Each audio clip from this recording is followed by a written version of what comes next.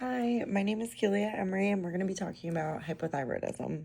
Okay, so first and foremost, if we're going to understand hypothyroidism, then we have to talk about what the thyroid is in general.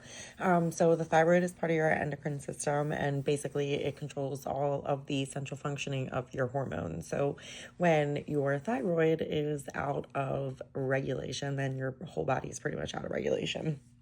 Your thyroid, just a couple of things that it does is it does metabolic regulation, growth and development, body temperature, heart function, digestive function, brain function, and bone health. And as I just mentioned, like all of these things are super important. So when our thyroid levels are not right, everything can feel off, our whole body can be off. There can be a lot of different complications that happen when that our levels aren't right. Okay, so what is hypothyroidism then? Hypothyroidism is also known as an underactive thyroid. It's when your thyroid can't produce enough of the hormones to basically make it function. So your energy kind of slows down. Pretty much like everything in your body slows down, all of your functioning.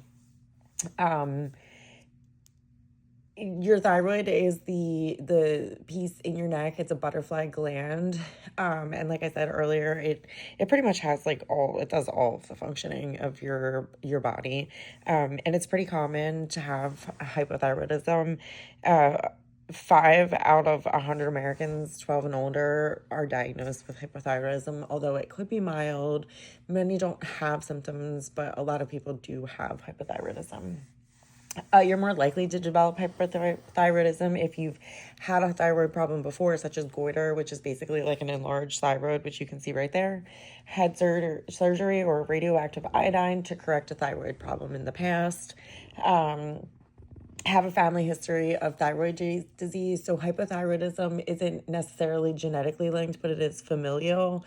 So like if your mom has hypothyroidism, then the chances of you having it are definitely higher than somebody who doesn't have any family members that have hypothyroidism. You were pregnant in the past 6 months, because your thyroid does control all of your hormone functioning. So sometimes pregnancy can cause hypothyroidism because it does affect the fluctuation of your hormones. Um, your thyroid is also more likely to be underactive if you have other health problems, including celiac, Sjögren's syndrome, which is an autoimmune condition. This is basically uh, dry eyes and dry mouth. Type 1 or 2 diabetes, because again, your thyroid is part of the endocrine system, and diabetes in your pancreas is also part of the endocrine system. And so if you have diabetes, then you're more likely to have a thyroid condition as well, or something like PCOS, which is polycystic ovarian syndrome, or lupus, which again is another autoimmune condition. Okay, so what are some of the symptoms of hypothyroidism? So they can be kind of vague.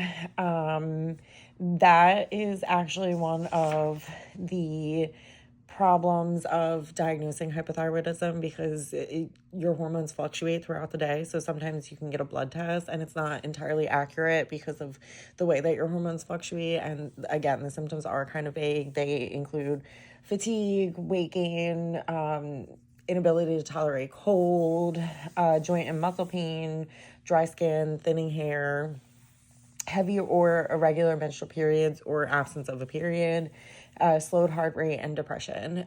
When I worked in a psychiatric facility, one of the things that we always tested for was thyroid.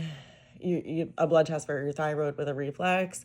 So basically what that meant was, like, if anything came back like wonky with your thyroid levels, then they would do like a reflex to T4, T3, direct and indirect, and then sometimes free, to see whether or not that it was like some sort of thyroid issue causing it. And then I'll talk about Hashimoto's too, but Hashimoto's is the autoimmune version of hypothyroidism, and that's basically when your body starts attacking itself.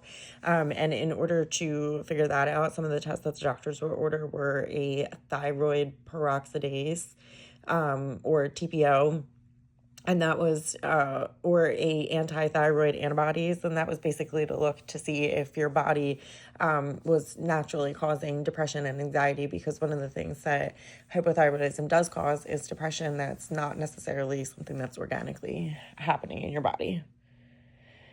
Okay, so like I just said, some of the causes are Hashimoto's disease, thyroiditis, which is inflammation of the thyroid, congenital hypothyroidism, which, like I said, it's not necessarily a genetic link, but it is familial. So, if your mom has hypothyroidism, then you're more likely to develop it over time. Versus somebody who doesn't have a parent with hypothyroidism. Surgical removal are part of all of the thyroid. Sometimes having your thyroid removed, whether it be for like a nodule or having precancerous cells or having thyroid cancer in general, it can cause hypothyroidism because removing the gland itself removes all of those hormones. And so when you don't have the gland to produce the hormones, then, what happens is we end up with levels that are off balance. Radiation treatment of the thyroid. So again, if you had thyroid cancer, then you're more likely to develop hypothyroidism just from having that radiation treatment of the thyroid, and certain medications. So the only real treatment for hypothyroidism is levothyroxine, which is generically called Synthroid. In order to dose Synthroid, it's one of the more interesting medications because they will do a blood test and check your levels, and then based on that they can figure out how much Synthroid you actually need in your body. And then every 4 to 6 weeks your doctor will check your levels again, and then they'll be able to see if they need to increase or decrease the dose. And then finally, when your levels are kind of like at a stable point, your doctor can then do blood work like once a year or so, just to make sure that your body is producing enough of the hormones as well as interacting with the Synthroid to basically regulate your hormones.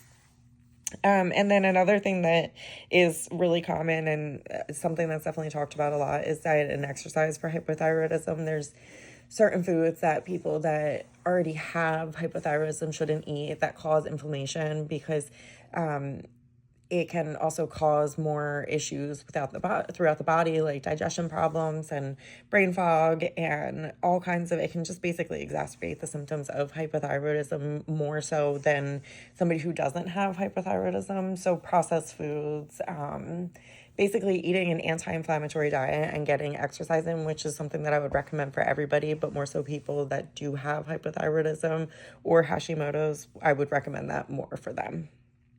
Thank you for listening.